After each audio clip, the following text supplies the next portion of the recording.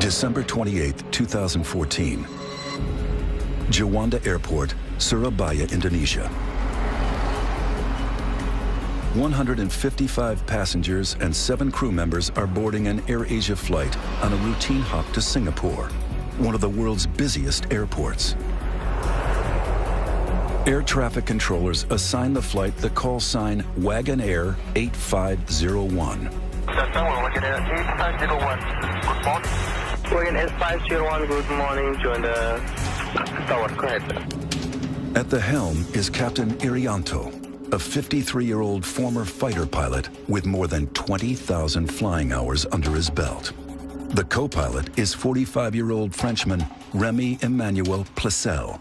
He's flown over 2,000 hours. Also on board is 22-year-old trainee flight attendant Karanisha Haidar Fausi.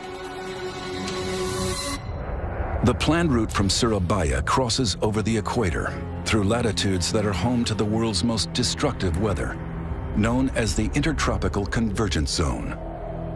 It's the hottest place on the planet, I think, is the sea surface temperatures in the Intertropical Convergence Zone. That means there's lots of moisture going into the atmosphere from the ocean. Water vapor is the fuel for tropical storms. It's where the energy comes from.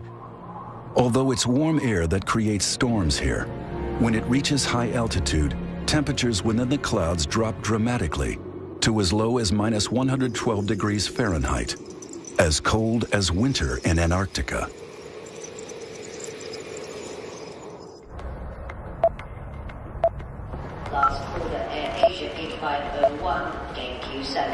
Inside the operations center, the weather is constantly monitored.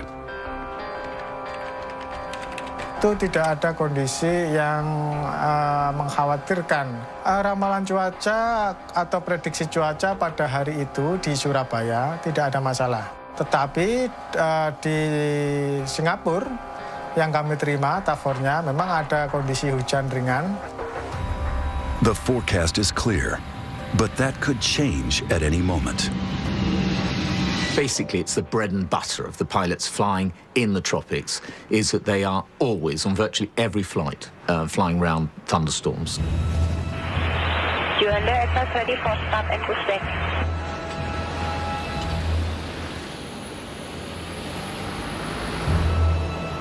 The plane is an Airbus A320, one of the most technologically advanced in the skies, and the world's best-selling single-aisle airliner. Wagon Air 501 clear to Singapore, Mike 635, level 240 initial. This plane has flown 13,500 times, covering more than 23,000 flight hours. Wagon Air 501 clear to take off.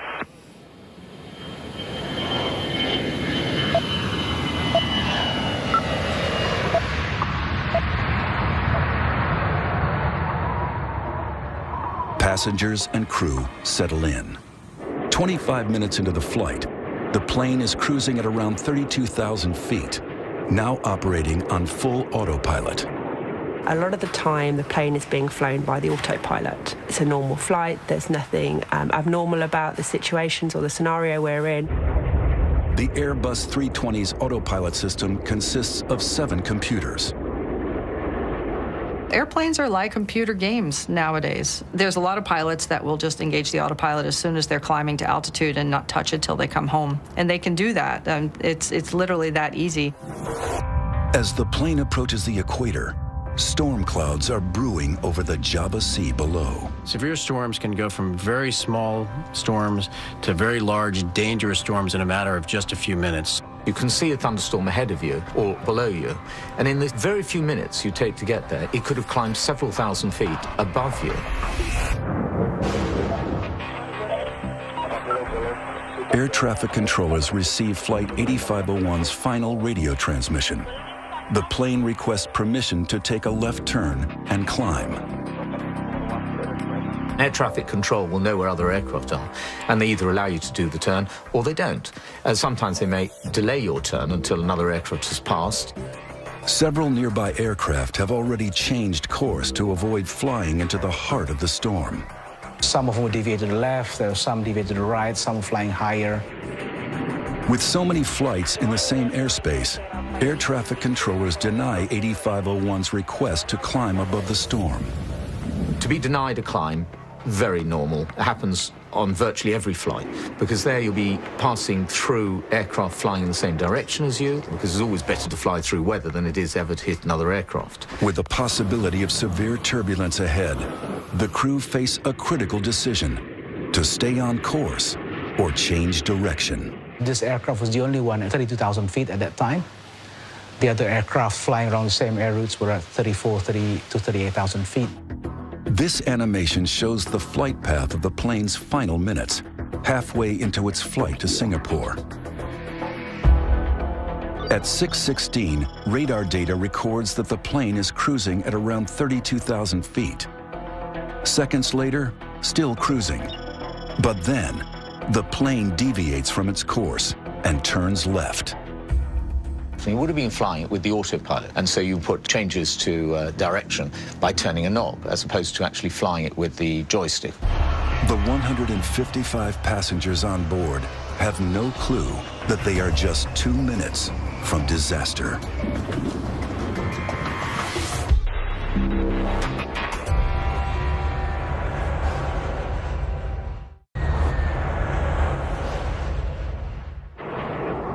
December 28th, 2014. An AirAsia flight to Singapore is flying into a thunderstorm. Modern airliners are designed to withstand the turbulence produced by severe weather, but a thunderstorm is not a place any pilot wants to be. Fear. Definitely fear. There are no pilots who fly through a thunderstorm who don't experience fear. But you overcome that because you have a job to do. The guidance was you're going to encounter some thunderstorms. They didn't know how severe they would be. They didn't know precisely where they were going to be. So you don't know until you get into it. And then when you get into it, sometimes it's too late. A massive thunderstorm is the ultimate hazard for the crew of an airliner. In the last 50 years, bad weather has been a factor in over half of fatal commercial air accidents. I mean, there's so much energy that's being released in a storm like that. It's just chaotic. It's dangerous. It's turbulent. And there's an added force of nature to contend with: total lightning. Total lightning is both the cloud-to-ground lightning that we're all accustomed to seeing when it hits the ground, but in severe storms, there's 10 times as much lightning that is up in the cloud. At 6:16, radar data records that the plane is cruising around 32,000 feet. But then the plane turns left, and for reasons as yet unknown, it climbs steeply.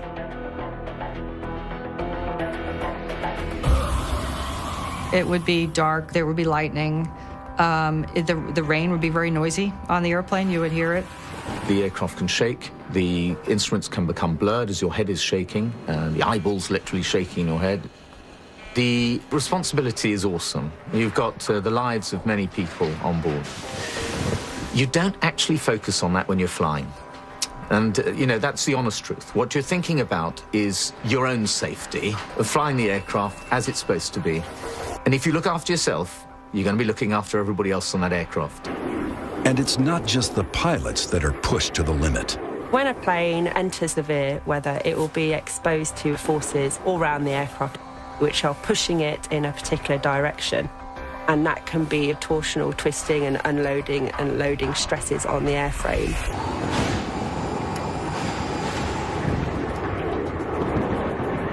The plane climbs through 37,000 feet. As it climbs, its speed slows to just over 400 miles per hour. Just 20 seconds later, the flight is around 38,000 feet. Then, it slows down even more. At 6:18 a.m., the plane goes missing from radar.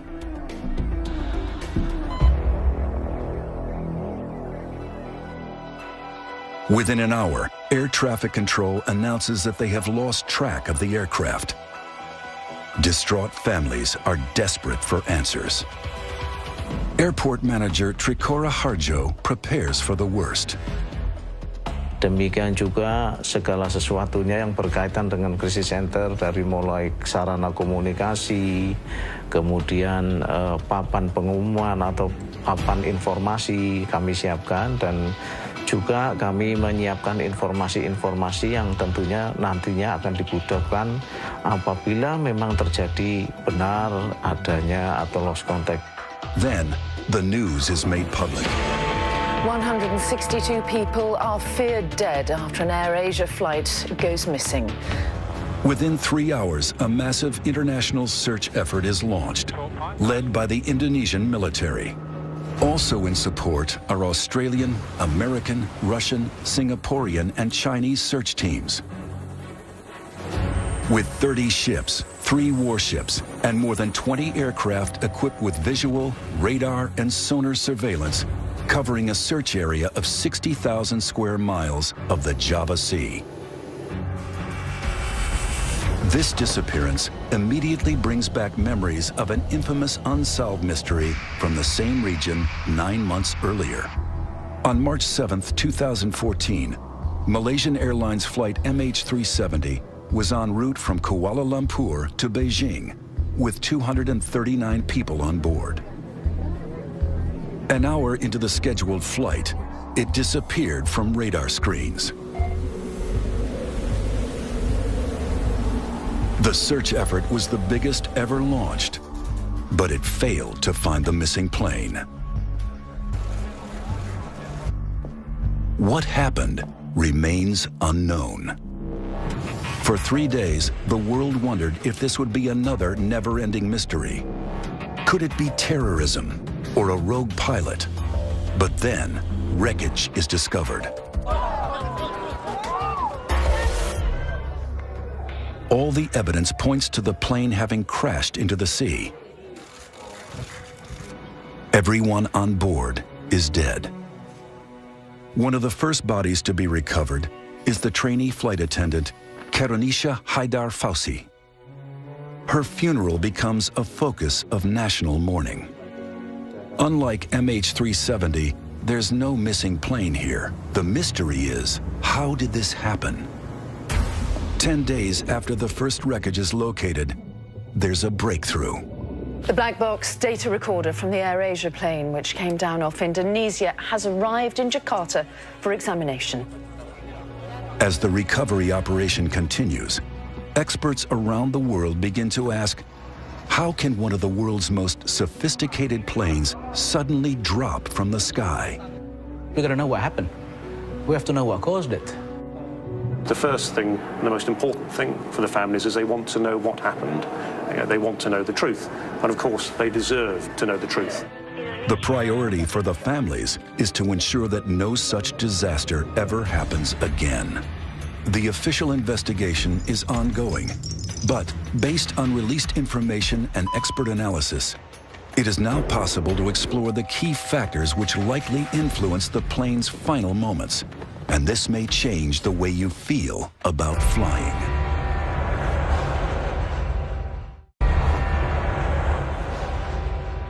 Though the researchers have the flight's black box, it only tells part of the story. Investigators dig into the data to tease out the accident's origin. We understand that there are 3 conditions that can cause the accident. First, the instrument, maybe the airplane itself, human error, and the last thing is the weather situation. The first question is, what caused the plane to climb so fast? After cruising at around 32,000 feet, the plane turns left and climbs steeply.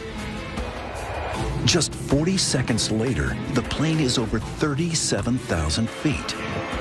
38,000 feet. That's a climb of nearly 6,000 feet in less than a minute. 3 times faster than normal and outside the parameters set by the autopilot. So was the plane out of control, or was it direct pilot action? 6,000 feet per minute is a pretty hefty climb at altitude, no less, when the performance isn't as good. It's possible that they pulled the nose up and traded speed for altitude. That is possibly what happened, that the aircraft was climbed too steeply. But there could be another reason. It's possible that they got into an updraft and they were carried up by a bubble of air, basically. It's very turbulent and very chaotic and very dangerous, and what goes up has to come down. So you have a massive updraft, and then you get a massive downdraft, and that's just a terrible scenario for a plane and a pilot. You don't want to go into that. Experts have a good idea what happened after the plane got above 38,000 feet. The AirAsia flight must have stalled. Most people understand a stall as they would when they're driving a car, and that would be the engine stopping. That's not the case with aircraft. An aircraft stalling means that the airflow has actually broken away from the wing, and the aircraft no longer flies at this point. It is literally falling like a dead weight in the sky. The engine is still running, but the plane is falling. To see how this affects aircraft in flight, test pilot Dr. Guy Grattan is examining the profile of a wing in a wind tunnel. In the wind tunnel, you can see the flow demonstrated by these lines of smoke. At level flying, the airflow is steady around the wing. But then, as the angle of attack changes, just as it would in a climb, this happens. You reach a point where the flow starts to separate, starting at the rear top surface, and then it breaks up completely. This is known as the stall. Guy is going to put his skills to the test by pushing this plane to its limits and stalling it. Aerodynamically, the stall happens when the flow has broken up on the upper surface of the wing and it ceases to lift efficiently, and that causes the aeroplane to fully or partially lose control. This light aircraft is a Grumman AA-5, but the aerodynamic principles are the same for any plane, including the AirAsia flight. If the aeroplane stalls, a good pilot should be immediately reducing the angle of attack and increasing the power to recover. If they don't do that, what's likely to happen is an increased rate of descent, and either the aeroplane will remain in the stall until it hits the ground, or the aeroplane can enter a spin. For an unprepared pilot, the effects of a stall can be catastrophic. During takeoff in Afghanistan, after its cargo shifted to the back of the hold, this freight plane stalled.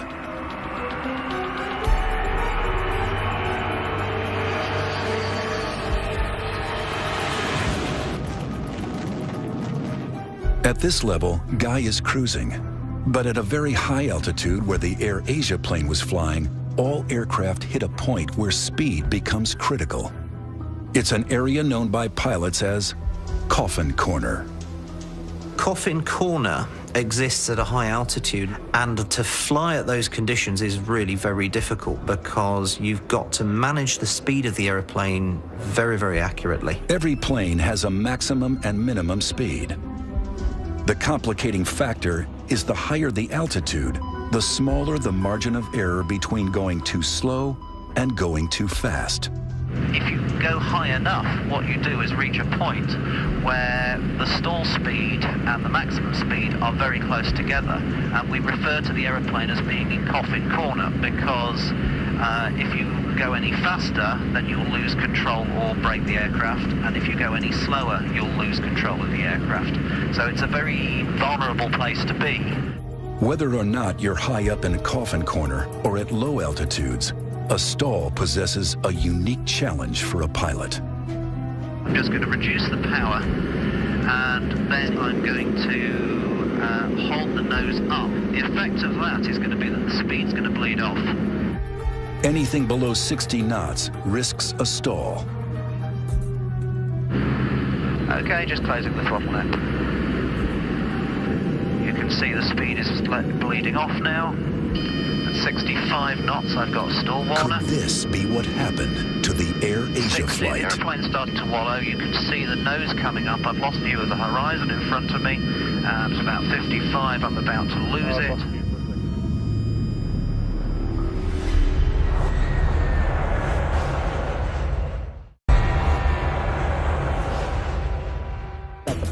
In the weeks after the AirAsia flight crashed into the sea, one thing emerged as a crucial factor: stalling. Okay, just closing the throttle now. Guy Grattan is investigating what a stall means for pilots, and that means losing control of his plane. 5 knots, I've got a stall warner. The aircraft drops 200 feet. The aeroplane has stalled, you see it pitch nose down, and I'm recovering the aeroplane from the stall. To regain control, Guy dips the nose to gain airspeed, then levels out. A very dramatic stall, if you're not expecting it, can be quite frightening. Might even lift off my seat and hit my head on the ceiling of the cockpit. All commercial airliners are put through stall tests. But is this what happened to the AirAsia flight as it climbed too steeply? And if so, how did the plane get to this dangerous point? Pilots are trained to recognize the stall. In fact, first thing pilots are trained to recognize is the approaching stall. The captain of the AirAsia flight was a former fighter pilot with 20,000 flight hours under his belt. Up above 30,000 feet, there is plenty of height to recover an aeroplane from a stall. So even if the aeroplane was stalled, that in itself doesn't explain the loss of the aeroplane. So the critical question is, what other factors might have been at play? And to fully investigate that, we need to look inside the cockpit. Seasoned pilot Captain John Mahan is flying an Airbus A320 flight simulator, an exact replica of the lost plane. The reason why we try to simulate what happened in an accident or incident is for learning, and whether we can take that information forward to stop it happening again, and also finding out weaknesses in the system that can lead us into difficult areas. Every reading we see, every indicator we see, will be exactly what the AirAsia pilots would have seen. For all pilots, accurate instrument displays are vital. All aircraft are designed in such a way that they give you information, and it's our job and our profession to identify that information and prioritize. The instruments are everything, and you ignore them at your peril. However, if you get an instrument failure, you have to be able to recognize it. If you follow a faulty instrument, then you can cause the aircraft to over-control, and at that point, anything can happen. Flight 123, requesting plan. This simulator has been programmed to reproduce an instrument failure while climbing from 32,000 feet. That doesn't look right. It's like unreliable airspeed to me. Check that, please. Captain, standby is indicating 0.72. 0.72. The pilots scramble to identify the fault. Carriage checklist, unreliable airspeed. 396 Here, knots. it's an unreliable speed indicator. Autopilot off. Flight director's off. Birdie's up. Recognizing the fault, the crew switch off part of the autopilot protection, which hands the main controls back to the crew. Courage checklist. Seatbelt sign on. Movement to CL. Master caution. Overspeed. Caution pitch. Next, they switch off the computers related to the faulty speed indicators.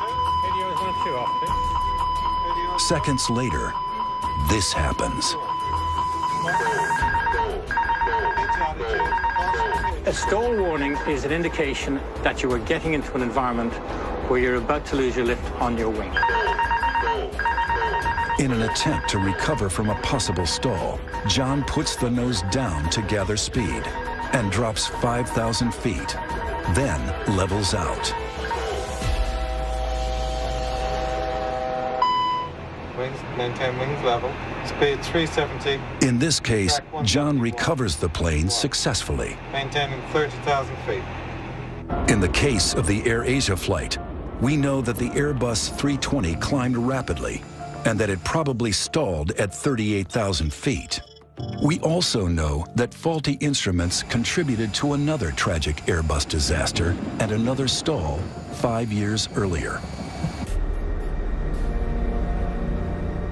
On June 1st, 2009, Air France Flight 447 was en route from Rio to Paris with 237 passengers and crew on board.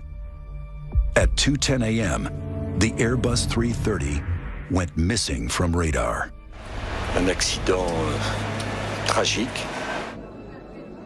It was 2 years before the flight's black box recorder was found and finally revealed its secrets. Colleen Keller is an air traffic investigator who worked on the search for Air France 447. The similarities with the AirAsia crash are striking. It ran into bad weather right around the tropical conversion zone, right at the equator. The initial malfunction was caused by the computer shutting down. On the side of the plane are metal cylinders that measure airspeed. They are called pitot tubes. The investigators discovered that the tubes had frozen over, causing the instrument readings to go haywire. The computer literally said, "I can't function, I'm confused," and it shut down. After the computer shut down, the pilots were forced to hand fly the airplane in a very difficult area, which is very high altitude. These are some of the actual words spoken by the pilots as recorded by the cockpit voice recorder. Qu'est-ce que vous faites? T'as le contrôle de l'avion là? They had the throttles back and they had the nose up, so both those combined to make it start to go very slow. They pulled the power back because they thought they were going too fast, and that put the airplane in a stall on a steep descent, like kind of a floating down descent. Unknown to the Air France passengers, the plane had dropped 10,000 feet per minute. Probably most people were sleeping or trying to sleep. There was a lot of turbulence. The lights were dimmed, and it would have felt like that the whole way down. I don't think people realized what was going on. In the cockpit, faced with unreliable instruments, the crew didn't realize that the plane was in a stall. If they had, the pilots could have recovered control. Instead, they continued to drop towards the sea. Putain, va taper. C'est pas vrai.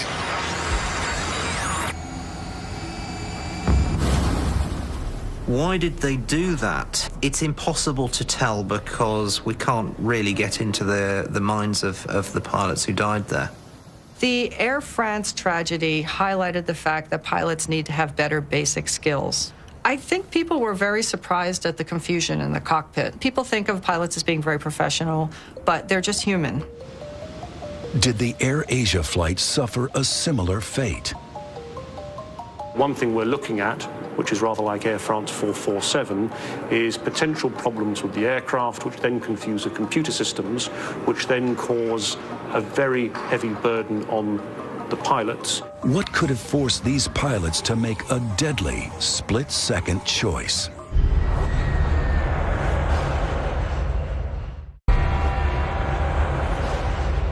Flight 8501's tragic final moments may have come down to something seemingly innocuous: ice. Icing is a very big concern for all aeroplanes. Icing can change the aerodynamics of the plane, but as we learned from Air France, it can also affect key systems.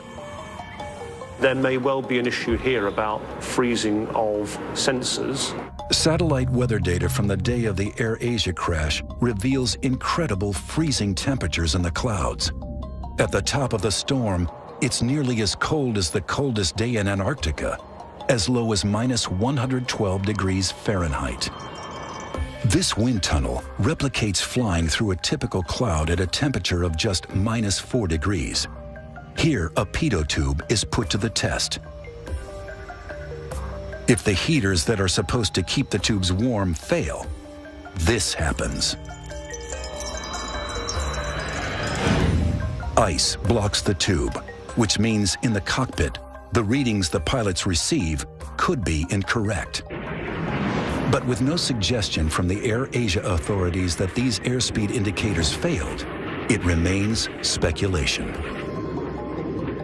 The most plausible theory is potential problems with the aircraft and then how the crew responded to what the aircraft was doing. That the plane fell out of the sky is not in doubt. But what happened during its fall could shed light on the flight's final moments. In the weeks after the crash, there were reports that the plane had exploded before it hit the sea. Based on released information, this is what we can piece together.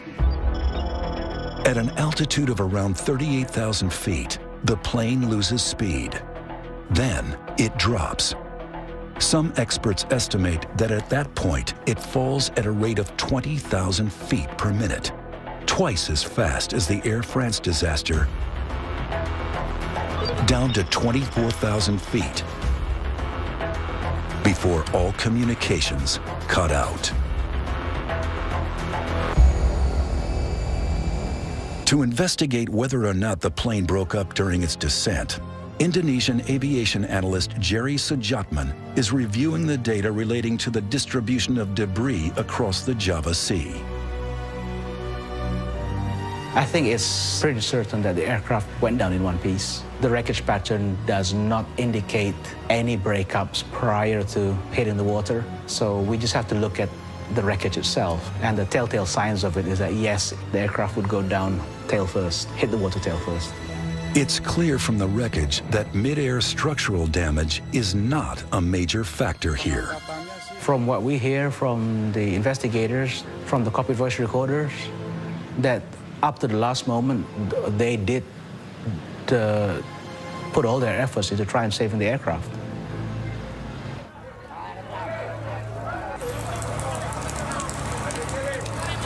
The official investigation is ongoing.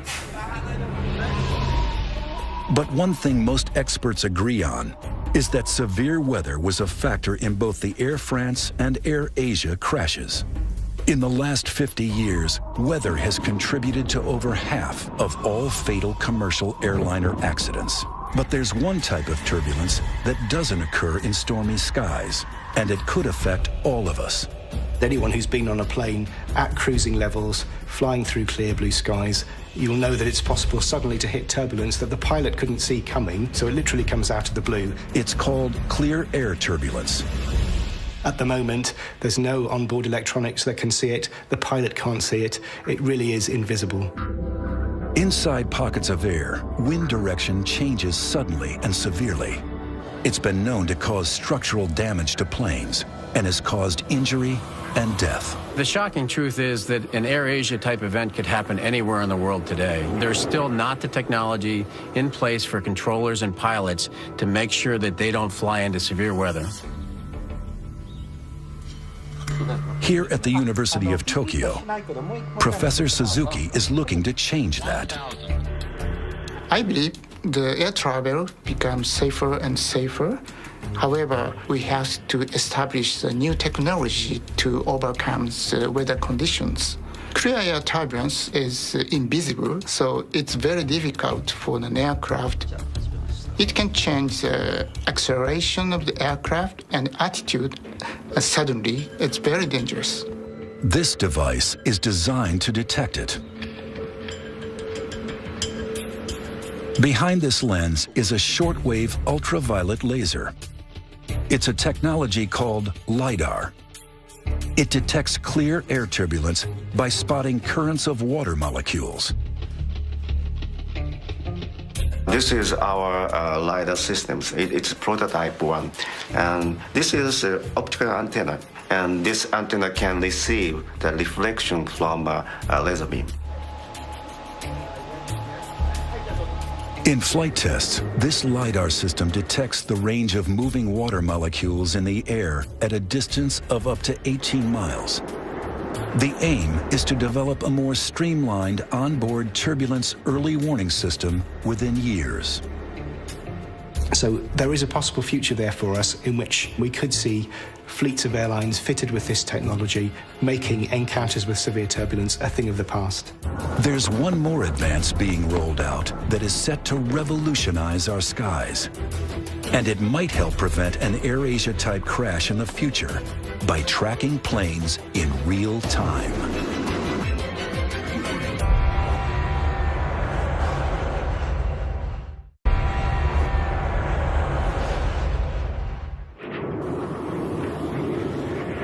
When the AirAsia flight crashed, scientists around the world continued their search for solutions to safer and more efficient air travel in the future.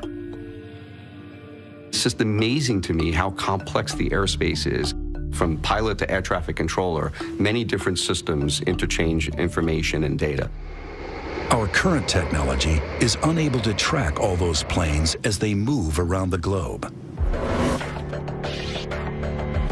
I think that it was a shock with the recent tragedies that occurred, that people started to realize that the whole Earth is not covered, and there are vast amounts of oceans and mountainous areas that are not covered. It's estimated that 70% of the world's airspace is out of the range of radar. Currently, what controllers see when aircraft are crossing the oceans are a dot that was placed by an airplane reporting back, say, 10 minutes ago, and they know where it's supposed to be 10 minutes later. So really, there's a 10-minute gap, which is basically 80 miles apart.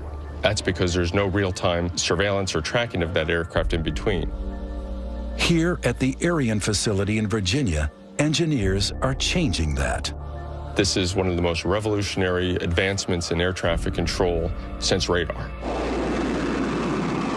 66 Iridium satellites are readying for launch for full operation in 2018. The satellite network will cover the globe, receiving signals from every plane everywhere on the planet, relaying information to controllers on the ground. Think of it as a GPS receiver on board all of the airplanes that transmits its precise location in real time to air traffic control authorities. By putting an ADS-B receiver on board each satellite, we realized that we would create something that was not possible before. If this technology were available now, MH370 would have been better tracked, and the AirAsia flight would have been found within hours, not days. With second-by-second information, air traffic controllers will be better equipped for a quick response to pilots who need a sudden change of altitude. The AirAsia flight might not have been denied permission to climb to avoid a storm. The altitude changes are important because a lot of those requests are a function of weather. So when the pilot says he's over a particular point and he's requesting to change altitude, the controller will have the screen to look at, and the pilot will have a higher rate of responsiveness from the controller based on the fact that they have a shared situational awareness. Global tracking of flights will make managing flights safer and more efficient. But a critical issue remains. There's one unpredictable factor that's a cause in up to 80% of all air crashes: human error. I think the public is wondering how safe flying is.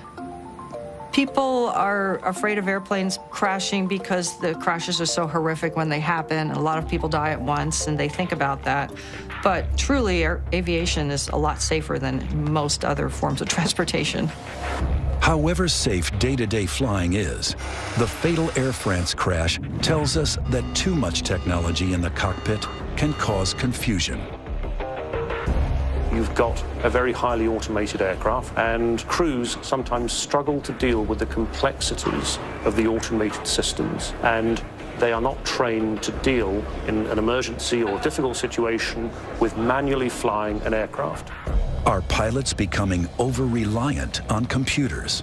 Pilots today have lost their skills. They're not hand-flying the aircraft as often as they have done in the past, and therefore when they have to do so, they're not as skillful doing it. And there's no question about it, because practice makes perfect. But overall, we're much better off with this automation.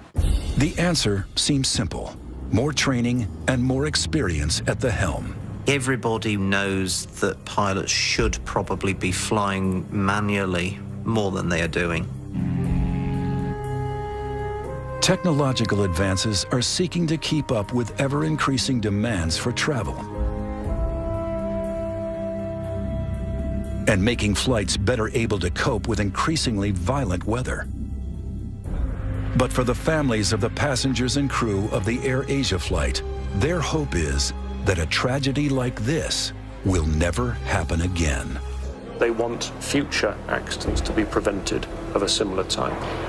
And so it is vital that the causes are identified for what brought this aircraft down, and more importantly, that those causes are then acted on so that other families don't have to go through what the AirAsia families have gone through.